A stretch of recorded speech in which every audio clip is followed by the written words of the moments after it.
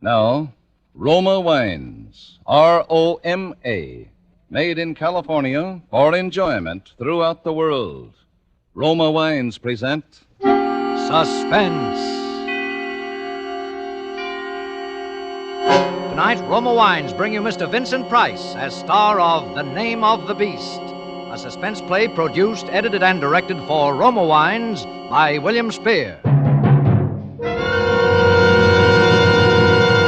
Suspense, radio's outstanding theater of thrills, is presented for your enjoyment by Roma Wines. That's Roma, Roma Wines. Those excellent California wines that can add so much pleasantness to the way you live, to your happiness in entertaining guests, to your enjoyment of everyday meals.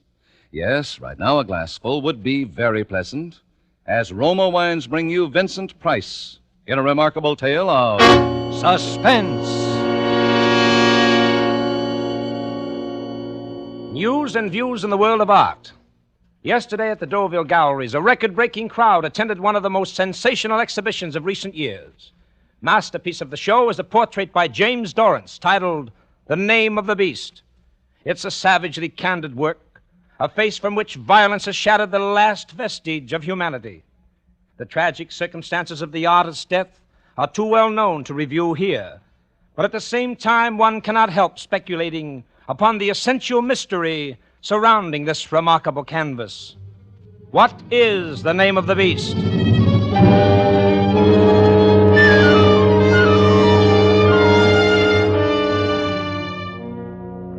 The name of the beast was Krebs, Elmer Krebs. I found him in an evil waterfront dive, took him to my studio, and made the first sketch for the portrait that night. I gave him money, and he promised to return the next day. When he didn't show up, I went in search of him. He wasn't hard to trace. My search came to an end in a squalid room of a waterfront hotel. Come in. He didn't look up when I entered the room, but continued to sit there on the sagging, dingy bedstead, holding his head in his hands and gently moaning. I crossed the room and raised the blind to let in the daylight. Then I saw it. Blood. On his hands, on his shirt front, in his hair and beard. A horrible, sticky mass of blood.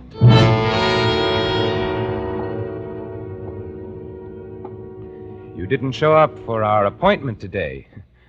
I'm the painter you met last night, remember? You were going to sit for a portrait. What do you want? You want your money back? Certainly not. I want to finish my painting. I want you to come back to the studio. You must be crazy. Look here, it's very important for me to finish that painting.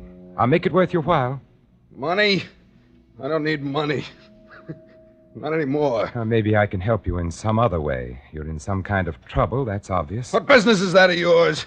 You better wake up and pull yourself together. We'll have to get rid of those clothes some way or other, and well, I'll think of some way. What happened? I told you it's none of your business. Why don't you leave me alone? I'm sick. All that blood. The first thing we must do is clean up this mess here. Now get those clothes off, and the shoes, too. I'll make a parcel out of them and dump them in the river after dark. You'd better shave off that beard, too. They'll be looking for a man with a beard, you know. Who will? Why, the police, of course. What makes you so sure of that? I know more about you than you think I do. You're bluffing. Maybe, maybe not. But you're in no position to take chances. For all you know, I might be a witness. I might have seen you kill... Shut up! Temper. I told you I'm sick. I'm liable to do anything. It wouldn't be smart for you to do anything to me, Elmer. I'm your only hope. You know that, don't you? You lost your head. You were clumsy. To get away with murder, you need a clear head. Look at the mistakes you've made already. Blood all over you. As good as a rope around your neck. Where did you hide the loot? So that's what you're after. Then it was robbery. Somewhere close by, too. Couldn't have gone far with all that blood on you without attracting attention. Well? It was in a shop, I imagine. That means they probably won't find the body till Monday What's morning. all this third degree? You with the police? On the contrary, Elmer, I'm going to save you from the police. Huh? I told you. I want to finish painting that portrait of you. It don't make sense.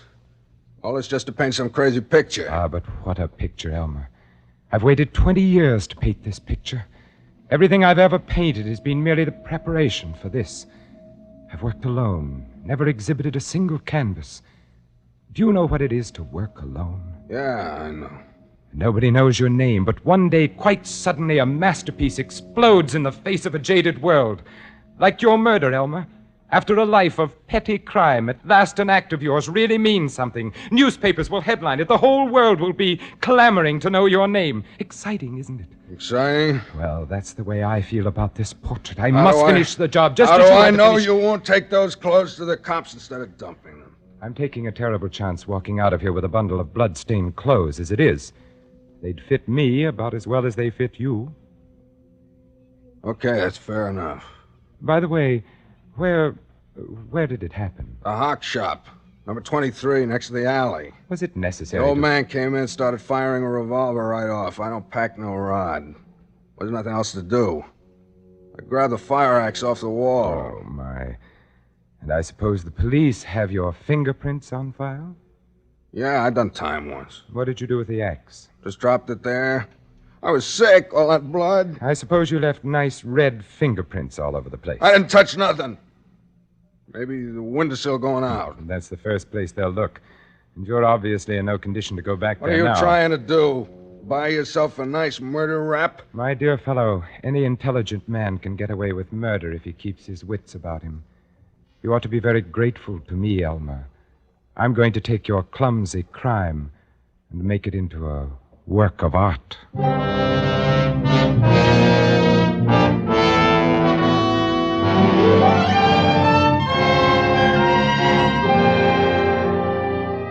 For suspense, Roma Wines are bringing you as star Vincent Price in The Name of the Beast by Robert Tallman. Roma Wines' presentation tonight in radio's outstanding theater of thrills, Suspense.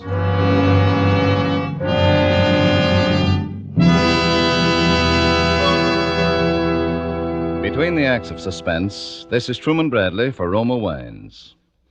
Yesterday, a happily married friend told me one of his favorite formulas for enjoying life.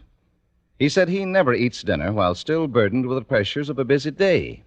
Instead, he sits down for a few minutes, takes it easy, chats with his wife, and enjoys with her a glass or two of Roma California sherry, the perfect first call to dinner.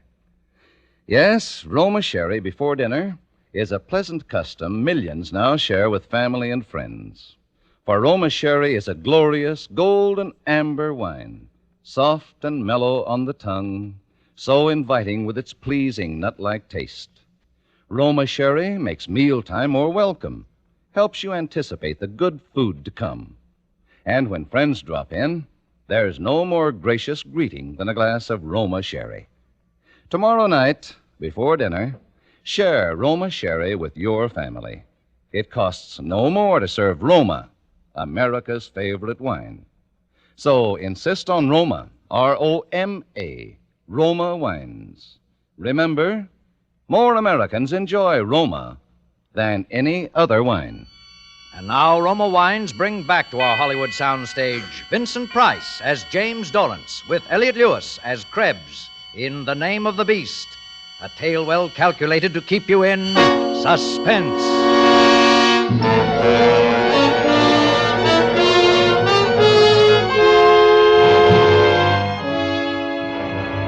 The shoes of the beast were just my size.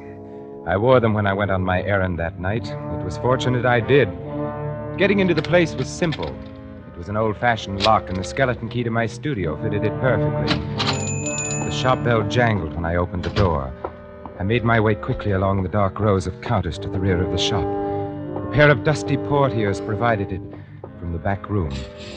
I pulled them to behind me and snapped on my flashlight. The body, or what was left of it, lay in a heap in the center of the room. The floor, well, it was lucky I hadn't worn my own shoes. There would be tracks out of that place, red tracks. The axe lay near the old man's head. I picked up the axe and carried it over to the sink. I washed off what I could and smeared out the prints with the cotton gloves on my hands. Then I made a quick circuit of the room, taking in every surface. With the wet gloves, I smeared the prints on the safe handle, the windowsill, and the jimmy the murderer had so stupidly left behind him. Then I dropped the cotton gloves on the floor and left them there. No way to trace a pair of cheap cotton gloves.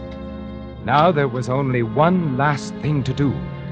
walk around the block to dry the soles of those shoes and burn them in the stove when I got back to my studio. The handiwork of the beast would remain, but the name of the beast had been expunged. But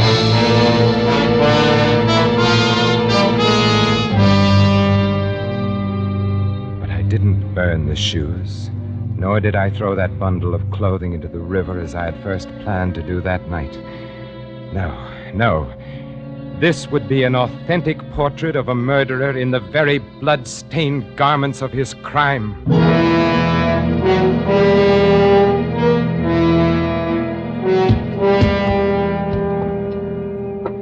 That will be all for today, Elmer. How much longer does this go on? Until the painting is finished. You can't set a time limit on the completion of a masterpiece, you know.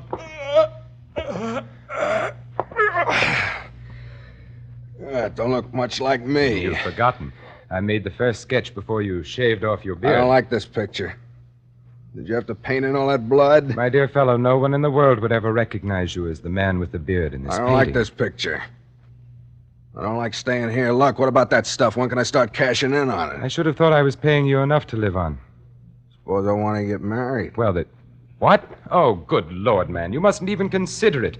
In the first place, I can't afford to support another person. And Who's in the asking second you place, to support anybody? I got that stuff, haven't I? Well, I'm going to cash it in, that's all. Listen to me, Elmer.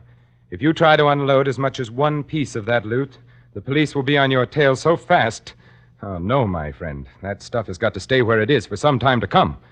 You just say that, so I'll have to depend on you. So you can paint that lousy picture. Maybe.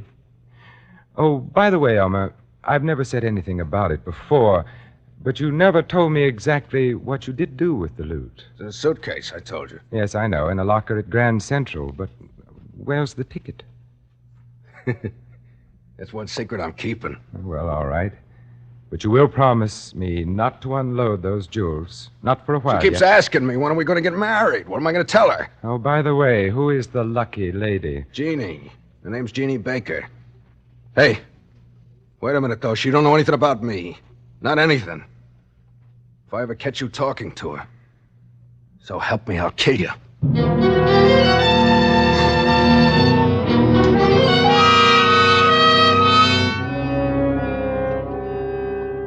You say you're a friend of Elmer's? Well, not a friend exactly. I'm afraid this will be rather a shock to you. You're very close to Mr. Krebs. Well, we're engaged to be married. What is it? Is he in some kind of trouble? Are you a detective? Well, not exactly. You see, I represent the insurance company. What insurance company? State indemnity. Our policyholder doesn't want to prosecute, but at the same Prosecute? time... Well, after all, the jewels were of considerable value. What jewels? Why, the jewels in the suitcase, in the locker at Grand Central. He did leave the ticket with you, didn't he? Oh, well, yes, but I mean, he didn't tell me that... Well, he did say it was valuable and he didn't want to risk losing the ticket, but... How did you know about it? My dear Miss Baker, we insurance investigators have ways of finding out these things. Now then, if you're a sensible young woman... And I can see that you're not only a sensible young woman, but a very beautiful one as well. Mr. Dorrance, what has he done? Well, I don't think he regarded it as a theft exactly. More of a loan, in all probability. After all, his aunt was a very old lady, and... You mean he stole this jewelry from his aunt? Well, I wanted to spare you those exact words if I could. Actually, the lady would prefer not to prosecute. But, of course, if we can secure the return of the property in no other way... I suppose I'd be arrested, too, as an accessory or something. I must say it was rather thoughtless of him to have involved you in this manner. How do I know you're what you say you are? I have credentials, of course. But I would rather take care of this unofficially, especially since this little talk with you. You're much too fine a person to be involved in a sordid affair like this. I don't even know that suitcase has any jewels in it. Then supposing we go there together and get it, Jeannie?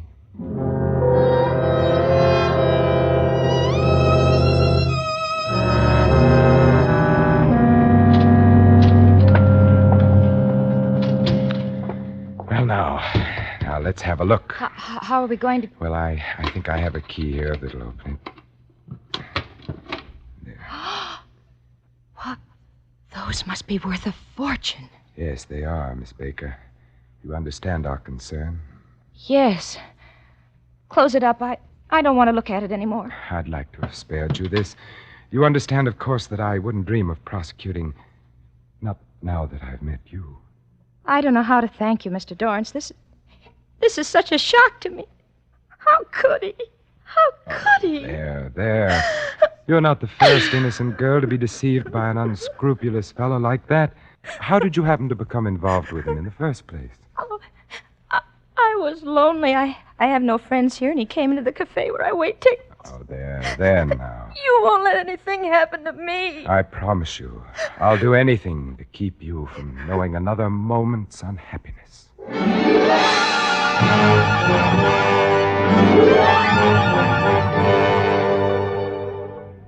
That night, I worked feverishly, like a man possessed. But as I worked, an uncanny change came over the man in the portrait. There was something about it, something that terrified and at the same time fascinated me. Yet the more I tried to make it come right, the less it really looked like Krebs. I began to regret I had had him shave his beard, in spite of the risk involved. Being clean-shaven altered a man's appearance more than I thought. But that wasn't the real difficulty. The real trouble was Jeannie Baker. How could she ever have loved a beast like Krebs? A girl so gentle, so lovely. I tried not to think of her, but the image of Jeannie stood between me and the canvas, and the painting just would not come right. And as Krebs sat there sullenly posing for me, his eyes began to grow more and more cunning and suspicious, as though he could actually read my thoughts. He would jump up every time I laid down my brush and circle the portrait like an infuriated animal, until finally, around 4 a.m, he dropped off to snoring. I let him stay there. In the dawn light, I looked at the picture for the last time and draped the easel to shut it out of my sight. My masterpiece, for which I had become accessory after the fact of one murder and sowed the seeds of a second, was, I knew it now deep in my heart, a failure. I was obsessed now with only one resolve: to prevent the second murder, which by some instinct I knew was in Krebs' mind. At whatever cost to myself, no harm must come to Jeannie.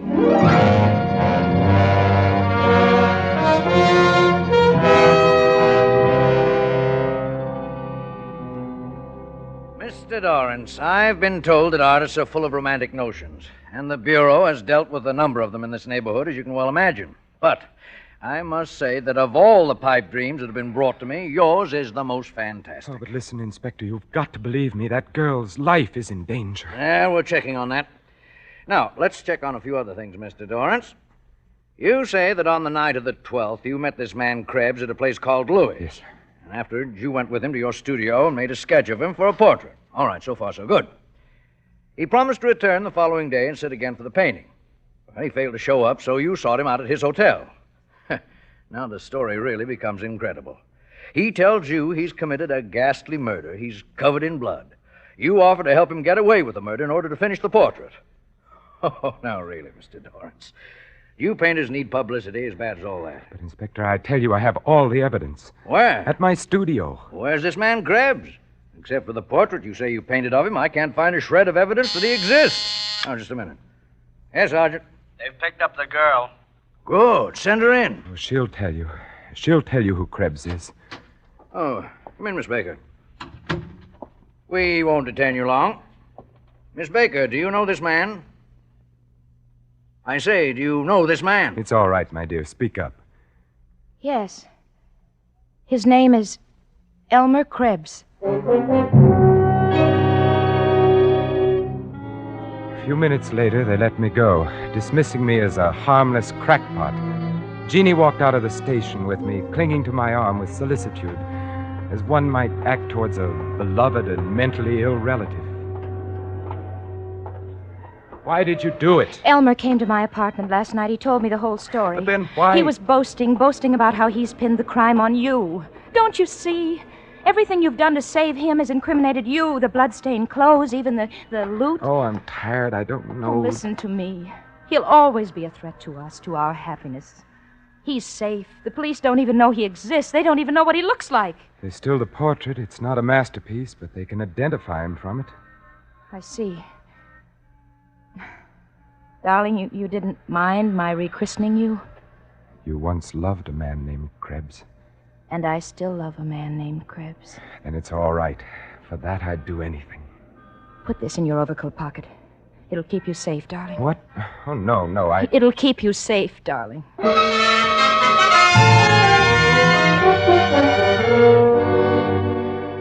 He was there in my studio when I got in that evening, waiting for me. I had more or less expected it. I hadn't expected to find him in such a cheerful frame of mind. He had pulled the drape off of the painting and was walking round it, viewing it from every angle. Hi, Dorrance. How did you get in here? Through the door. No more window jobs for me, Dorrance. Hey, the picture. How about that? Got a new model, huh? What? The picture? Oh, it's no good. By the way, it's finished now. You won't need to come here anymore. You don't say. I'll get you the suitcase. I suppose it'll be safe for you to cash that stuff I in already by this found time. the suitcase, Dorrance. Oh? Well, take it along with you then. It's over there on the table. I opened it up. Well, Did you think I'd take it without checking on the contents? what are you talking about? What'd you do with the rocks, Dorrance? Rocks? You took the rocks, the jewelry. There's nothing left there but the settings, a pile of junk. Listen, Krebs, I swear I never opened that suitcase but once, just after we took it out of the locker. She's in it with you. Listen, Krebs, you can think whatever you want to about me, but keep Jeannie out of I it. keep Jeannie out of it? That's a laugh. I mean what I say. Krebs, where are you going? To her place. If she has those rocks, I'm gonna Krebs, get come back them. here. Got a job to do. Krebs, if you go out of that door, I warn you. All right. Out of here!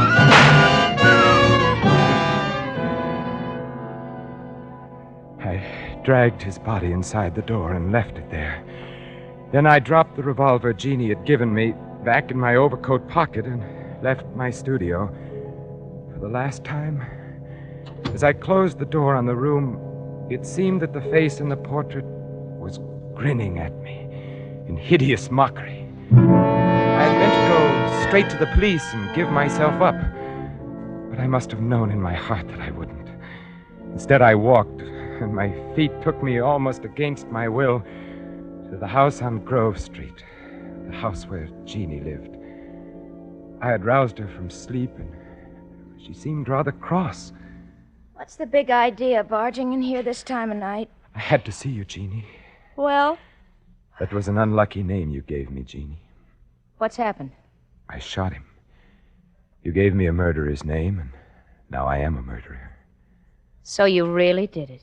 I wondered if you'd have the guts. Jeannie! Oh, Jeannie. What do you want me to do? Put on black and cry myself to death? You loved him once. Who said so? You were going to marry him. Maybe. I thought he was smart once. I said I'd marry him if he pulled a really big job. I might have kept my word, but he bungled it.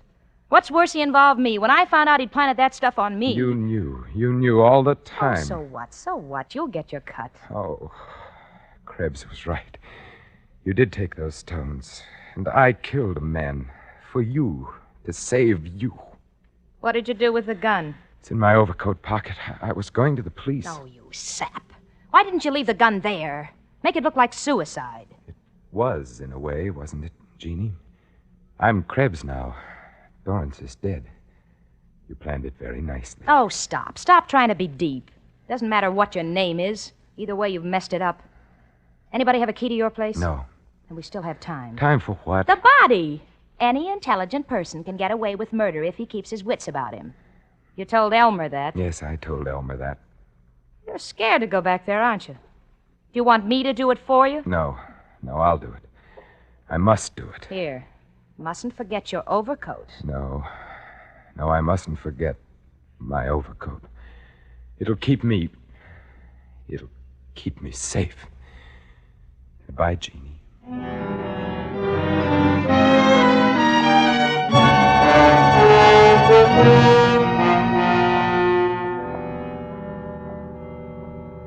Two stiffs.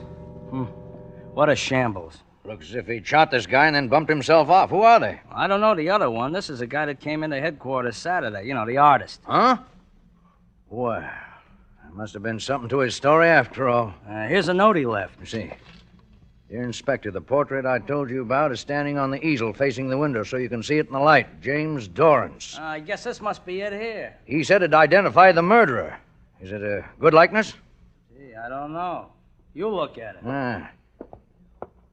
Why, it's a woman. Yeah, it's that dame we picked up. The little waitress. Hey, but look, it's got men's clothes on. Bloody. And the way he's made the face all twisted and ugly. She was a good-looking kid. Yeah, she was. He must have been cracked. I guess it must have been. A thing like that makes you wonder, don't it? Yeah, a thing like that makes you wonder.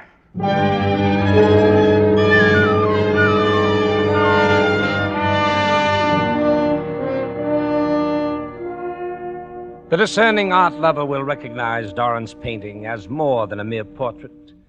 It's the human soul stripped naked, and its dark and deep and secret places shown in all their morbid, brooding fascination.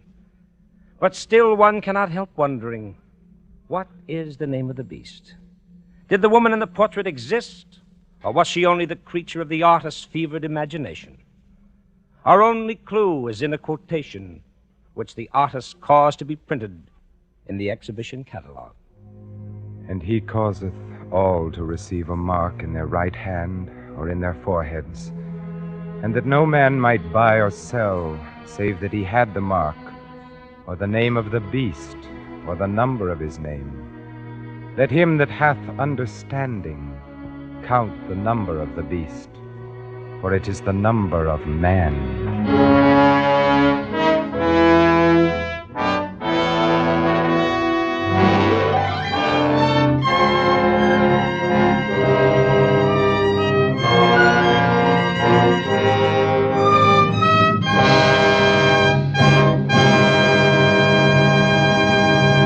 Suspense.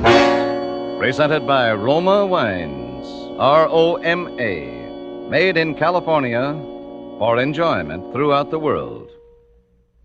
Before we hear again from Vincent Price, the star of The Name of the Beast, tonight's suspense play, this is Truman Bradley for Roma Wines with a tip for you men. Every wife loves surprises, little unexpected deeds that reflect thoughtfulness. So, tomorrow night, boost your stock with her. Solve her problem of how to brighten weekend dining. Add to your own mealtime pleasure, too.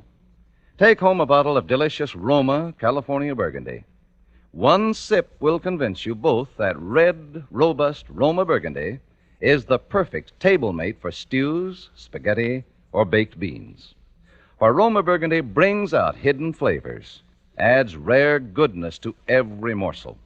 Yes, gentlemen, Roma Burgundy can make a hero of you on 2 counts, for being thoughtful and for solving a mealtime problem.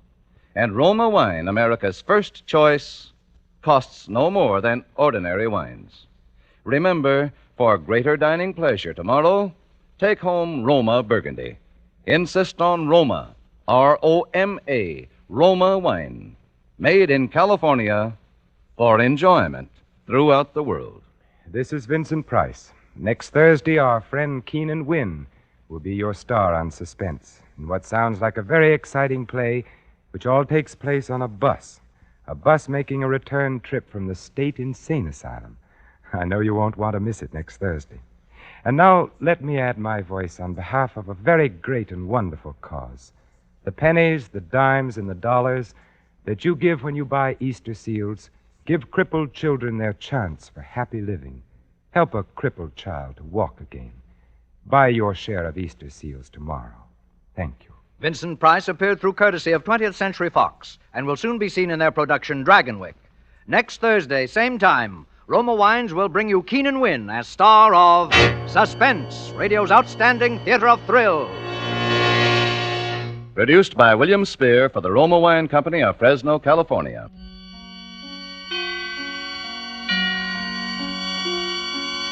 This is CBS, the Columbia Broadcasting System.